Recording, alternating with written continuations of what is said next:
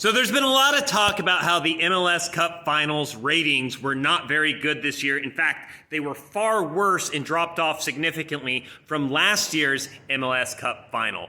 But I really think there is only one thing that we have to say about this.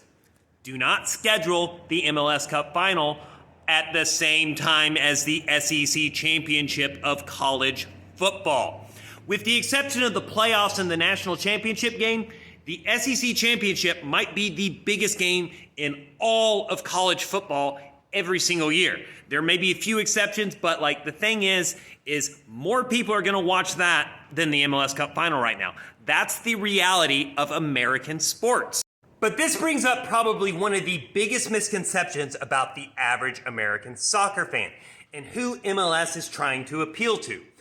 Those that hate MLS and want it to fail seem to think that the average American soccer fan is a football purist and wants American soccer to emulate European soccer, especially English soccer.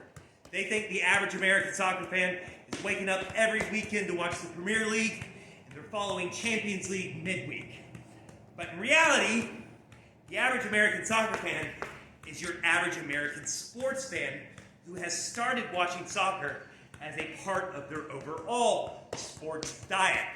Now, where the problem is, and this is the problem MLS is facing, is where in the hierarchy of their sporting diet does soccer fall? Most of these people watch football, basketball, baseball, and maybe even hockey.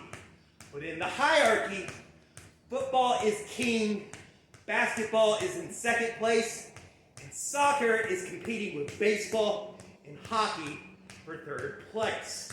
So, right now, it is just a lose-lose to try to schedule an MLS game like the MLS Cup Final against the SEC Championship. The MLS, however, can use this as an opportunity to learn. They don't have to make the same mistake in the future. Now, how are they going to adjust the schedule to prevent this from happening again? That's up to them to decide. But right now, scheduling against the SEC Championship is just not a recipe for success. It's a recipe for failure.